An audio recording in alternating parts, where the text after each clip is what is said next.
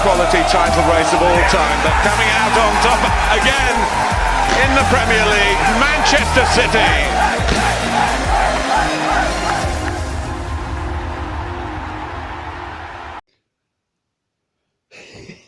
I am not okay after that game of football, lads. I am shook.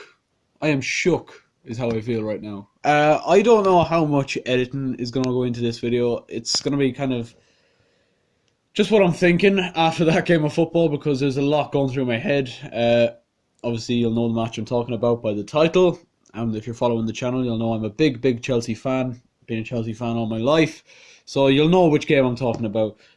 Arsenal 1, Chelsea 2 at the Emirates Stadium. And if you had told me that was going to be the scoreline before kickoff, I would have snapped your hand off. Absolutely. I would have absolutely taken a draw before kickoff after what happened yesterday in Tottenham's game. They dropped points yet again, and there's potential for other top four hopefuls in the shape of Wolves and Sheffield United to both probably drop points as they face Manchester City and the runaway leaders, Liverpool, later on today. So there's potential that both of them are going to drop points, which by the time this video goes out, the games will have already played through, so we'll already know the results. So yeah, Chelsea now comfortably-ish in the top four going into 2020. I mean, what a strange game of football that was. I really am struggling for adjectives to describe that game of football. It was bizarre, it was topsy-turvy, it was not the best quality defensively, but at times, attacking-wise, there was some beautiful football played, mainly by Arsenal. Arsenal came out, started the first half, and absolutely battered us for 35-36 minutes of the game. And at that point, Frank decided he'd had enough. And we'll get on to his change in a minute. But they took the lead after 13 minutes through, once again, their top scorer, Pierre-Emerick Aubameyang. I mean, it's hard to know what kind of position Arsenal would be in this season if it wasn't for him. At the minute, they're 12th on, I think it's 20 points or 24 points or something like that. So one of Arsenal's worst records at this stage in the season, about midway through now. And Aubameyang has been their absolute standout performer, and you don't need to be a fucking pundit or a Sky Sports expert to realise that Aubameyang has been the main man for Arsenal this season.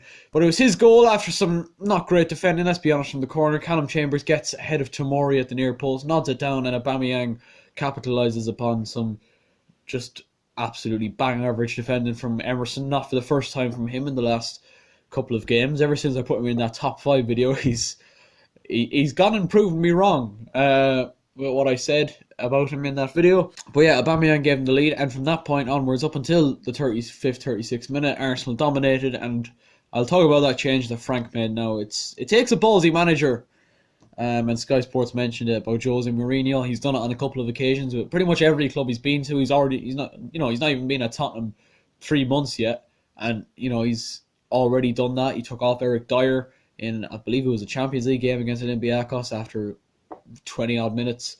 Today, Frank took off Emerson with half an hour gone, and to be honest, he could have taken off any one of the back four, really. Azpilicueta was probably the best of them. Rudiger was poor enough, to be perfectly honest with you. Zuma, whenever he got on the ball, was just trying this over-the-top diag to Azpilicueta, which more often than not didn't come off. Obviously, we started with the same formation as we did against Tottenham and Southampton. Tottenham, it worked very well. Southampton, it didn't. And it wasn't working in the first 35 minutes. So Frank realised this and changed it up and back to a 4-3-3. Brought on Jorginho to shore up the midfield, because Chelsea were just getting overrun by the likes of Torreira and Guendouzi, and we're getting attacked from all sides, whether it was Saka down the far side, or Aubameyang down the far side, or Reece Nelson, who had a particularly good game from right wing back on near side. He was absolutely destroying Emerson down that side, and even Tomori for pace down that side as well.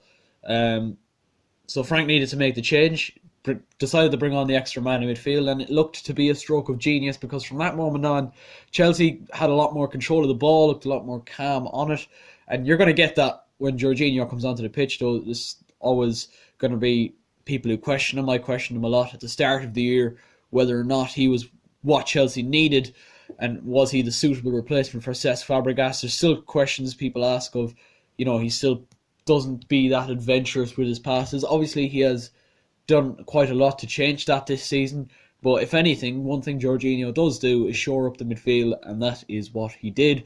Kovacic and Kante, as I said, getting overrun, needed that extra body in there. Needed Jorginho to sit back so he could see the Arsenal runners from midfield ahead of him. So, yeah, that was a stroke of genius from Frank. And half-time, I think by the end of the first half, Arsenal were happy enough to go in 1-0 up and reassess things. And Chelsea came out similar to the way they ended the first half at the start of the second. Arsenal had a bit of a surge themselves in the first 10-15 minutes. But I never really thought that Chelsea were going to score. And incredibly, we came out of the game with 2 goals. But like at that stage, the way Chelsea were playing, there was a lot more calmness to the game. We weren't as panicky on the ball. We weren't, Arsenal weren't causing us as many problems. There wasn't as many, self-driven, problems. We gave the ball away a lot in the first half, cheaply. Rudiger and Zuma and Tomori were all, suspects for that. Kante, the same. Kovacic was good. He came back after his ban today, but wasn't giving it away as much as a lot of his comrades were. In terms of going forward, Mason Mount was pressing high, Willian was pressing high, but there wasn't an awful lot coming off from them. Tammy wasn't really linking the play that well up front, and that's something that I complimented him for massively against Tottenham. Although he didn't score, he was pivotal in that victory over Tottenham at the Tottenham Hotspur Stadium. But as I said, I never really imagined Chelsea were going to score, and I didn't think we tested Leno enough. There was a few occasions where we looked like we could threaten, a few little intricate passes here and there, but nothing really that testing for Bernd Leno. But sometimes in these kind of games you need a stroke of luck, or you need a mistake from an opposition's player, and this is what it was from a free kick from Bernd Leno in the Arsenal goal. Callum Hudson-Odoi, it was Willian rather, who took the free kick. Leno completely misjudges it, goes over everyone, and Jorginho taps it in at the back post, and that was the kind of lift that Chelsea needed. And from that moment on, I always felt that we might get the winner, but I wasn't really banking on it too much. I was happy enough to kind of take a draw at that point. And can I just give a special shout out to the young man Lamptey, who came on at right back. Oh my god, he looks about 12, right? He looks about 12, and he came on for Fikayo Tomori, who was getting destroyed by Aubameyang down that right hand side. We weren't getting any joy down our right hand side because Aubameyang was so willing to track back as well. But this fella came on, and he was willing to get forward. He was brilliant defensively. His Chelsea debut in a big London derby, and he absolutely smashed it. So fair play to the young man Lamptey today. He was absolutely brilliant, and maybe we'll see more of him in the coming days. We've got still a lot of fixtures coming up. But anyway, we're going to talk about the winner then, and it was finally, after playing all of the top 6 and not scoring against any of them, Tammy Abraham did it. And not great defending by Arsenal, to be fair, particularly from Mustafi. I thought the chance had gone when Willian had taken it a bit too far wide, but he pulled it back, and Abraham, lovely little centre forward play, holding off Mustafi, turns and buries it through the legs of Bernd Leno. And to be honest, lads, the one regret I have is not having the camera set up in the sitting room, because I was jumping around the place after Tammy got that winner.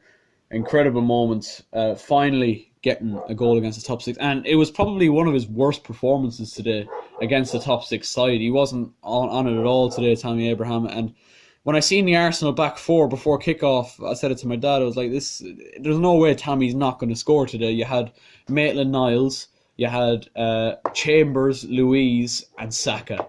Like, I was thinking to myself, surely, if Tammy doesn't score today, he's never going to score against the top 6 side. And he did, to win the 3 points. And it doesn't feel like we deserved it as much as we deserved it against Tottenham. But I do not give a fuck. To be perfectly honest with you, I couldn't give a shit. It's a massive 3 points. And finally now, we're getting results against the big teams. But as I said, it's a different feeling to the one against Tottenham. I didn't feel like we really deserved a win today. And we kind of only won today off merit of our hard work and determination over anything else. It wasn't over our quality of performance. It was just the character that I think won it for us in the end. Massive, massive win. But we have another away game next. I'm not entirely sure who it's against, but that's the end of Chelsea matches in 2019. And oh my God, it's been an absolute roller coaster. If you think back to the start of the year, when I was giving out about Sarri, we were losing 6-0 to Man City, and then the turning point in the Europa League final, Hammer and Arsenal. Sarri goes, Frank comes in, and it's just been an absolute roller coaster with Frank ever since. But we're absolutely moving in the right direction. Now it's just about getting the consistency at home. We don't play at home until Nottingham Forest in the FA Cup, followed by Burnley in the Premier League. I'm not sure who we're playing next in the league, but I know it's an away game. But the away form continues, but we just need to get that home form sorted. I haven't made videos on the games against Bournemouth and Southampton because, quite simply, lads, I just can't be arsed, to be perfectly honest. I really don't want this channel to be a spot of negativity as it was at the start of the year. I wasn't happy making the videos where I was slamming the players and slamming Sarri. I want this to be a positive space for people to come and watch videos or whatever. I don't want this to be a spot of negativity like certain channels on YouTube, which I won't mention. To end of year 2019 video coming on the 31st, so keep an eye out for that. So anyway, leave a like if you enjoyed, subscribe if you're new, and as always, I will catch you later.